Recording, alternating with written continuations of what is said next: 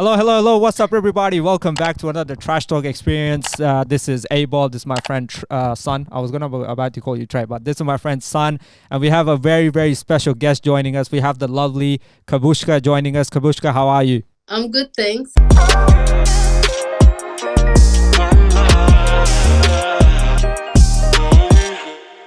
So Kabushka is a indigenous contemporary artist. Would that be the right thing? Yes.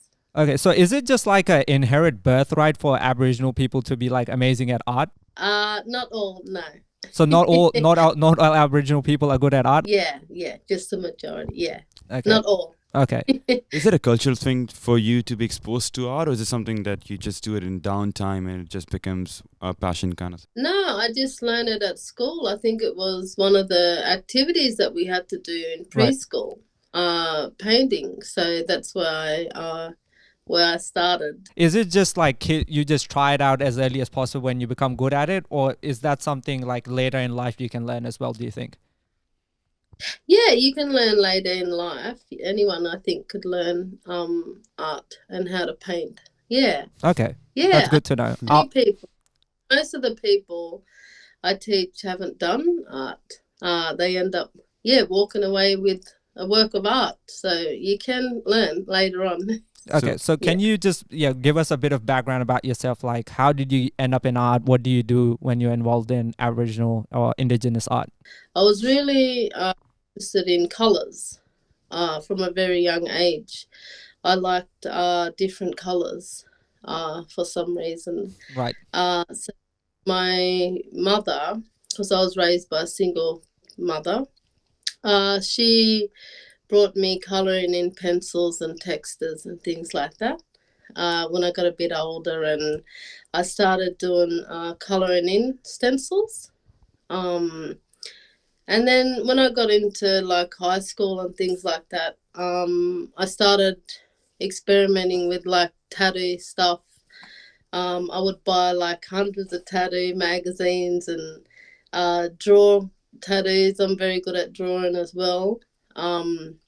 So I would draw them and I'd design them for friends and stuff like that. So it wasn't strictly Aboriginal art, it was just art in general, I guess, from what I've taken. Yeah, okay, sure. All art. So I like all kinds of art. And then when I left school, I was taught to do, in my mid-20s, I started learning the Indigenous art. So I started learning that, which was really interesting. Nothing I'd ever done before, which is amazing. It's beautiful how the stories are interpreted into the art. Yep. Very fascinating. So I just immediately was drawn into it. So is art basically a way of you, the Aboriginal people or Indigenous people, telling a story in a way? Yes. Yeah. Yeah, it is. It's how stories were told back in the days. Yeah.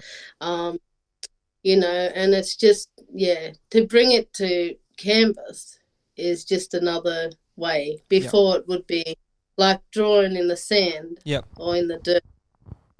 Symbols and signs of, that's how they, and I'm not 100% sure, but maybe I just think about things sometimes, and I thought maybe they'd done that because they were maybe too afraid to speak in language, because when they were put on the missions on the missions, they weren't allowed to speak their language because the white people didn't know what they were saying. Right.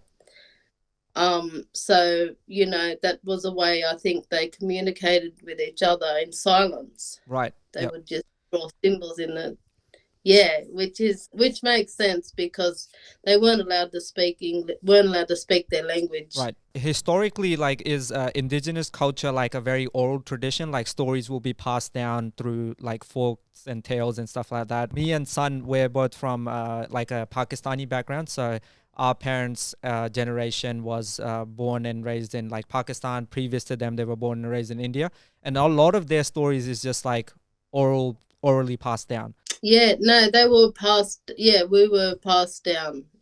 All our knowledge is passed down from our older people. Yeah. Could you tell us a bit about your like tribe? Where were you based, and how were they different from other tribes? Yeah. So my tribe is from far west New South Wales in Australia. So it kind of sits under the Queensland border, and also near South Australian border. Okay. So Yeah. what's the like the major city now in that area called that your tribe is from? Dubbo. Dubbo. Okay. Dubbo. Dubbo would be the closest city. Yeah. Right. So me and Son, earlier this year, we did a trip to the outback. So we drove through Cobar, Dubbo, Wilkenia, all the way to Broken Hill. Would your tribe be situated? On the other side. Okay, okay. So you're further north up towards the Queensland Yeah. border, right? What's So life? you have to go. You go through Ningen. Yep. Did you go through Ningen? Yeah, we did. We did. We passed through Ningin. Yep. Yeah. So when you go to Ningen, you keep going straight. North. Like you're going to Burke. Can Yeah. you? I've heard this from a lot of Aboriginal people I've met through university and things. And they have a unique way of describing what it means to be a person of Aboriginal heritage. Like what describes a person's like Aboriginality, if that makes sense. It's funny because where I come from, where we can't really say Aboriginal because the elders doesn't like us to use that word because that's the white man's description of Yep. us. No. So we don't really say that word very often. Is it considered offensive, or would it be something better? Yeah. Sure. Okay. Because that's their interpretation of us. You know, they call us Aboriginal people. So how would your elders then describe like what do you prefer to be called, and how would you describe your like heritage? We're just native. We're native Sure. people. This is our country, and that's our roots and our culture. And whether they like it or not, we were here first. Yep. And it is our country and Yep. our land. So you know we are native people. Yep. So the word would be native people. And how is your tribes' like connection to other tribes? So there's a lot of First Nation communities. How do they interact with each other, and what are like the relationships like between First Nation communities? Yeah, most Indigenous communities, you know, we all recognise each other, and sometimes there is some competitiveness. Yep. Between different ones, I think, which is normal. You get, and then there's some teachings different as well in other tribes. So other tribes have different ways of teaching as well. So there's a lot of differences in different tribes. They're not all exactly the same. Yep. They're different in some ways. Right. Yeah. And you were talking about that you worked in mental health. So was this your work in mental health like particularly focused on Indigenous communities? Yeah. So when I worked at West in my community, I mainly looked after Indigenous people because it's easier to relate to them. Yep. Than for a different person, different nationality. You know, someone coming and speaking to them, you know, it's easier for an Indigenous person. So I worked there for many years before moving to the city. But when I came to the city, I worked with all different kind of people. It wasn't just Indigenous people. And what is like the difference between the sort of the symptoms or the issues between, say, a person of Aboriginal or Indigenous descent and their mental health compared to rest of these communities that you've been involved in? We're all the same. We're all human. So there weren't any differences at all. Yep. The only difference I would say in the city is that it's not as visible as in the country because it's a city. Right. In the country, the effects are very visible. You can see them.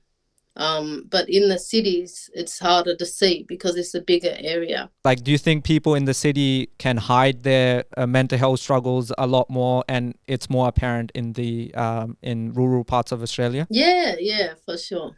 Even like the drug and alcohol, domestic violence, mental health, all that stuff. It's harder in the city. It's not as visible as in the country. We've heard like a lot of issues in particular like Aboriginal communities when it comes to drugs. What programs have you run or been involved in that tries to, mitigate the risks that are associated with drugs and alcohol in sort of rural communities?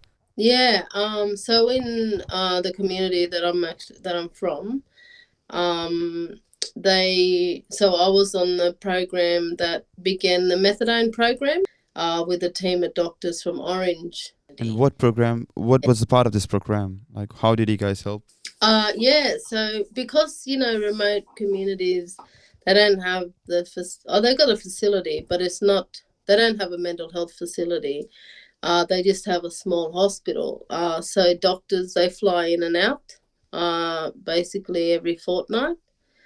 So I was myself and a mental health nurse was the only ones in the community on the ground at the time. So you have two people looking after this community, and then the doctors would come every fortnight. I ran groups, therapy groups, with another lady, a counsellor, that worked in Burke. So we would run these groups, and I went out into the rehab and done groups and just try to find another form of therapy other than sitting in a room with a stranger. What was like effective? Like, what do you think was the thing that worked for people when you were running these programs? Definitely the groups. So just You would get out of the groups, people. And people would basically have therapy with each other. They would talk to each other, have their own session while they're in a session.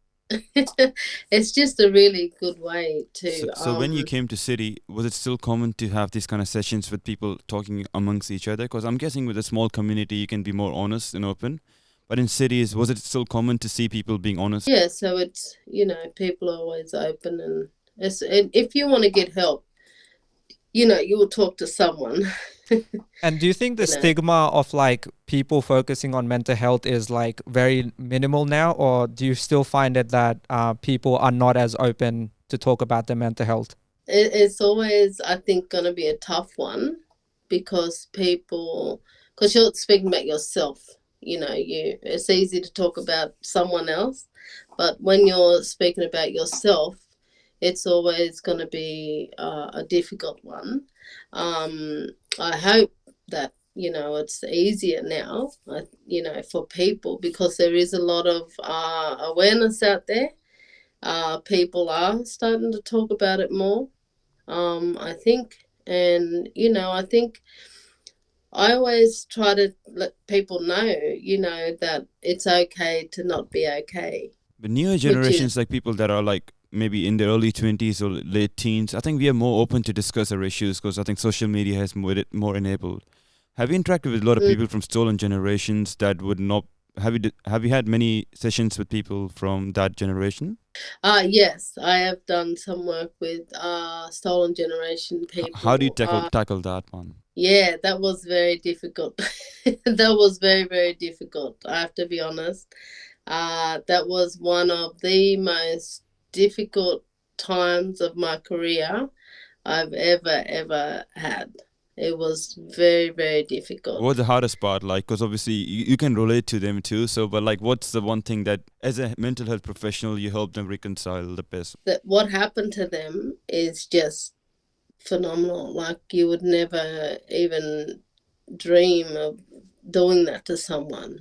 Yeah. These people, and just the most traumatic stories ever. And these people will never be, I don't think, cured. How did you even respond to some of the stories? Because sometimes you would feel speechless, I guess. Sometimes I would just cry because it's like it's really painful what happened to these people, and yet sometimes they won't even talk to you, but you can see Through their the eyes, pain in, yeah. yeah, like you can see their pain and the pain in them and what happened to them is just it's evil, you know. And I was training at the time as well when I was with those people. So I was still very, really young, and early in my career. I think I was in my second year. So it was a very early stage, but yeah, oh my God, it's something I will never ever forget. And I've always held them people close to my heart for sure. Like what age group are we speaking of that are still, you know, survive to the day? Like would they all be mostly in their 60s now or older, or there's still younger people who are part of that stolen generation? Yeah, like it's ongoing because you have like there's people that they're Indigenous, but they look white Yeah. because they were taken, and, you know, they were, yeah, like me, you can tell, like, hey, I'm Indigenous. Actually, sometimes I get asked if I'm Indian or if I'm some other, Yeah. you know, I get all kinds of things. But that's because, like, they were taken and they were put with other people. And, you know, you have mixed cultures and you have mixed people, you know, which is really weird. But some of them, actually, some of the stolen generation and some of them that I was looking after at the time, they actually have never found their parents. Right. Yeah. They don't know who their parents are. Does it affect the children they bring up? So let's say if you were a person from a stolen generation, your kids, Yeah, would their that children, manifest? some of their children are activists. Yeah. Some of their children are activists today. Yeah. They work on behalf of them, and, you know, they help other people find their families because they're still lost. They can't find them. They don't know who they are. For you to not be able to find your parents at all, and not know where they're from, you know, what tribe they were part of, what they look like, yeah, it's just, yeah, unimaginable, like what they went through. You know what they were doing? They actually, the white people, they would tell them that the children are going to school, or they would go to school, and then they would tell them, or they'd tell them they're going to a camp or something. They would lie to them. Yep. And they would take them, and then the parents just would never see them again. They would think that they're going on excursion or something, and then they would never see them. And because they didn't speak English, they didn't understand English, they would have them sign documents that they didn't even know what they were signing. Up for? Yeah. Yeah, like they were just blatantly stealing them. So it's like you have a bucket of water and then you put a drop into the water and you have ripples in the water. That's what happened to us. The ripple effect from colonization has gone on through generations. Yep. So that's why we have, you know, drug and alcohol issues, we have mental health issues, all these things happening because, you know, look what happened. Yep. What do you foresee is the way to fix these issues with the youth? For, you know, when you come to the city, it's pretty different in the city, but in the country, it's very, very difficult, because they kind of still live the same. Yep. The same. They don't have the different. They don't have anything like city people have. You know, there isn't many things to do. Everyone still does the same thing as like 30, 40 years ago. There's not much change, you know. But I think, or for me as an artist and what I do, I plan to go out there and, you know, run groups and just teach kids that, you know, there is a big world outside of this community. Can you speak to that? I know you run 2 programs, so can you speak to the art that, how do you use art to, like, one, to help people's mental health and sort of reconnect with their Indigenous side and, see a better future for themselves? We do so many things through art. So we also have the artifacts that we do, because in reality, the culture is, fading. It's being lost, and that's a part of the work that I do. Is I like to keep the culture alive. That's one of my aims, is to keep the culture alive and, teach children that, this is our culture and this is your roots. You need to be, because they're very disconnected at the moment. A lot of people are disconnected. So we like to connect them back to culture, back to country. So we do that through art, which is just so beautiful. We have the artifacts that we do, the boomerangs, the clapsticks, the didgeridoos, stuff like that. And then we also have the canvas work, which is where a lot of therapy comes in, because you're also connecting back to culture, but you're speaking and you're talking, you're listening to other people's stories, you're talking to other people. It's a really beautiful thing. But that's what I do. I like to work hard to try and keep the culture alive in these communities, also in the city as well, because there's a lot of city people that are disconnected from culture and country as well. Yep. Can you speak? And it's not just us. It's not just Aboriginal people. Yep. There are all kinds of cultures that are disconnected. You have Indian people, Pakistani people, African people, Chinese people, all kinds of different people. So it's not just about us, Indigenous people. It's all cultures. Yep. And I just encourage everyone to just keep their roots and keep their culture alive.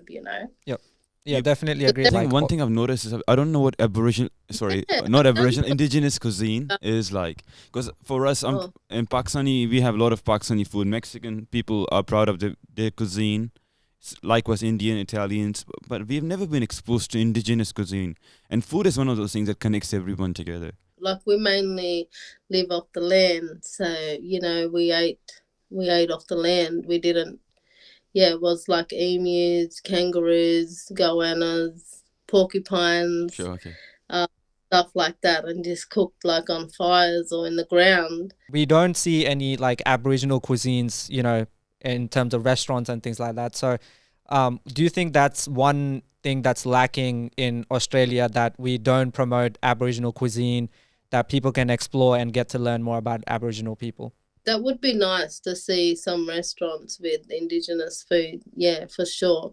Especially because it's Australia and it's our country. We should have that. Yeah. But there isn't any, I don't think. That is what I was asking. Because can you recommend me an Indigenous restaurant, for example? Son is big with his food. Like, he explores cultures through food, so he wanted to know if there's something he could like. Yeah, you can recommend me a restaurant. I can tell you, I love Indian food. It's one of my. I always sit there and think, why don't we have a restaurant like this, like for our food? Yep. Because I see the Indian food, the Indian people, and they have their restaurants and stuff like that. And I just think, why can't we do something like that, A question it's mostly a curiosity question and a bit of your insight. Are Aboriginal people, Indigenous people, they don't want to share their culture? Is it, or, because I was reading about this artist, Aboriginal, there was a white guy that made some Indigenous art, and he got in trouble. He didn't get in trouble, but he was not appreciated for copying or appropriating Indigenous art. Is it one of those things that is sacred to Indigenous people? Respectful thing. It's disrespectful, I think. Like, sometimes I think there's a shop in the airport in Sydney and they sell Indigenous stuff, but it's like made in China. or something. Like things like that is really disrespectful. What if it's just like someone, like, let's say I'm not really artistic, but let's say if I inherent art talent and I wanted to do the dot painting, would it be a taboo, or would it be something that's still disrespectful if I'm not making money but I'm still just making art style? I don't think it's disrespectful myself. Some might think that it is, Okay, sure. but I don't think so. I think it's a really beautiful thing, you know. Like I have a dress from India that my friend gave to me. You know, so I wear that, and I'm not from there, but I embrace their culture. And I find it's kind of cool if you were to wear something that is my culture. I would be like, this is kind of like nice of you. Yeah, it's like a respectful thing to do. You should, and I think people should embrace other cultures, you know, because we're all human, and it doesn't matter what race you are. We all bleed the same color blood. But you yourself, you share a lot of your like the dot art that you do, and a lot you share it with corporate people, you share it with just people who are wanting to learn.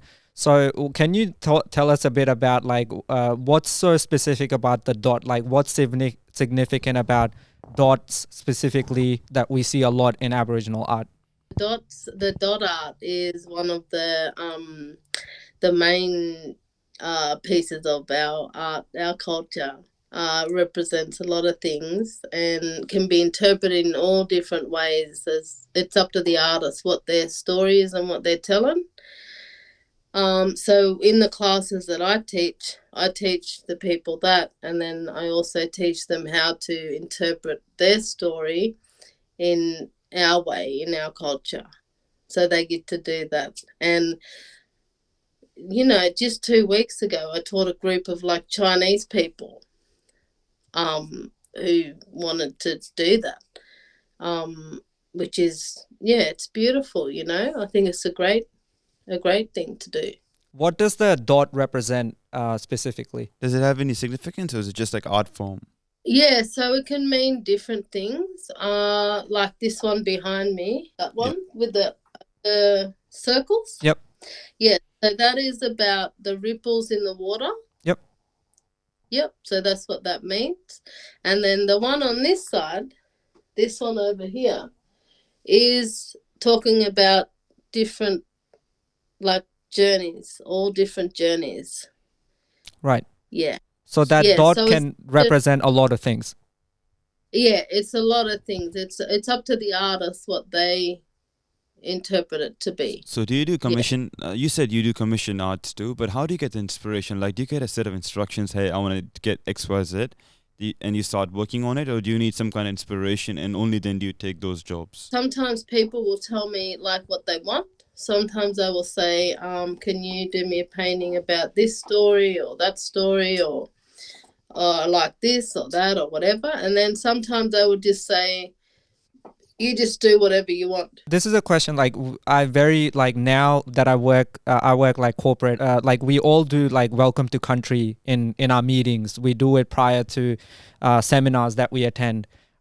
What is the right way to do like welcome to country? Do you have like an opinion on that? Yeah, so wherever you are, you should know the nation that you're on, the tribe where you're meeting on that day. For me now, it's a Awabakal because I'm in Newcastle, so it's a Awabakal. So I acknowledge the Awabakal people because this is their country, this is their nation and their tribe. So you just acknowledge them and the elders in this community, past and also present, and also the ones that are emerging. You're not only respecting the country, but you're respecting the people. When did this start? This respect to elders came about being, because I wasn't born here. I was born overseas, and in school it was just like a token thing. Everyone said it. I don't mean to say it was token. Didn't mean it. But when did this conscience come about, like addressing elders, past and present, and the people of the land? Has it always been a thing, or is it a recent thing? Yeah, no, that's what we always were taught to do.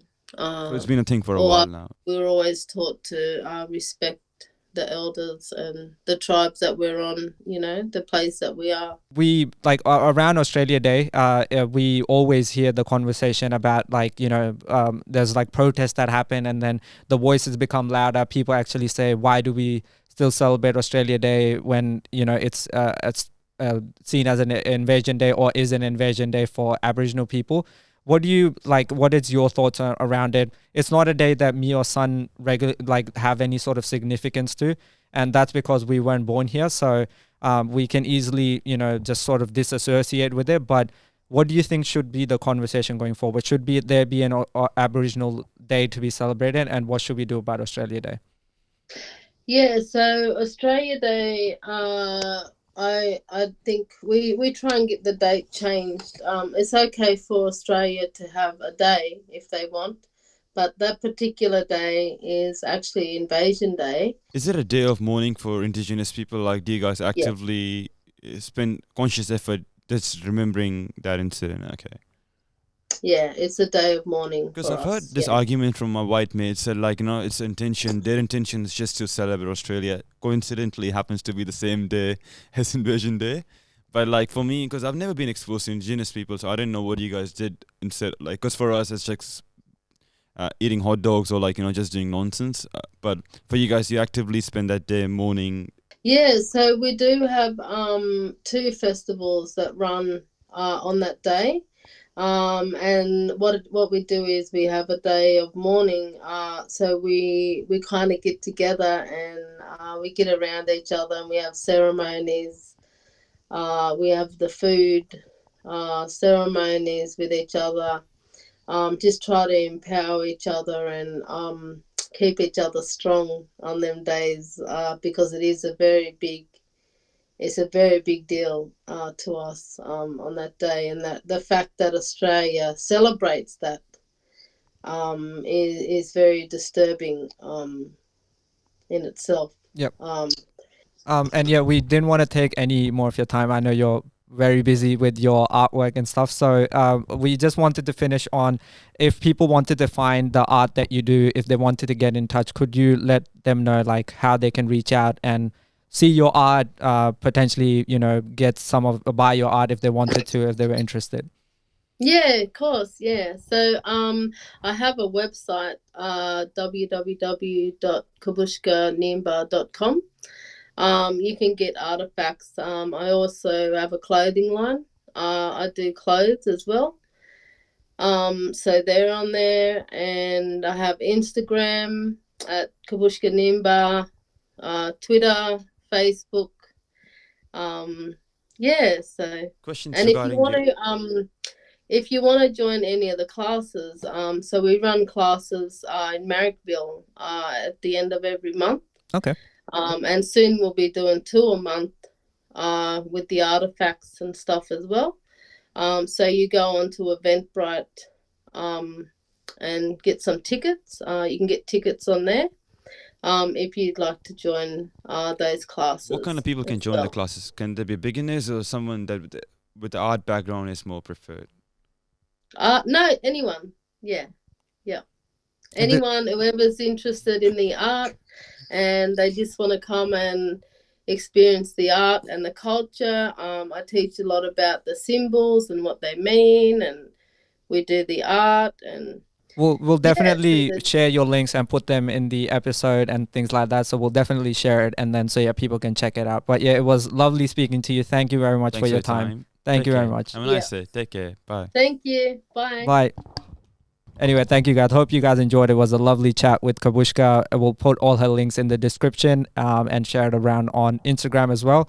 Yeah, you can catch this on YouTube, Spotify, Google Podcasts, Apple Podcasts, and yeah, follow us on our Instagram and TikTok at trash.exp. We'll catch you in the next one. Peace. Ni hao.